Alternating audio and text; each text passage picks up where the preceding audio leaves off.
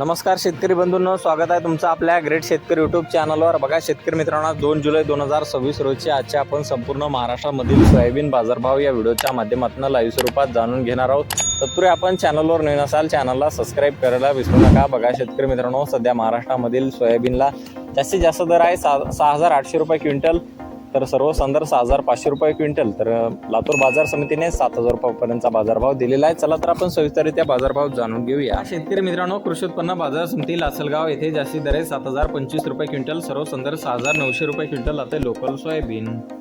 बघा पुढील बाजार समिती कारंजा येथे जास्तीत दर आहे 6,880 रुपये क्विंटल, सर्व संदर्भ 6,550 रुपये क्विंटल आता लोकल सोयाबीन।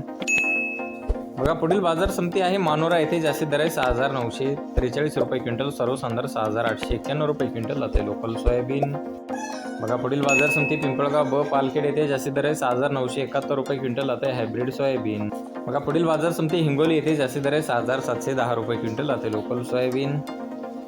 बघा पुढील बाजार समिती आहे मेकर बुलढाणा येथे जास्तीत दर आहे 6,750 रुपये क्विंटल आता लोकल सोयाबीन।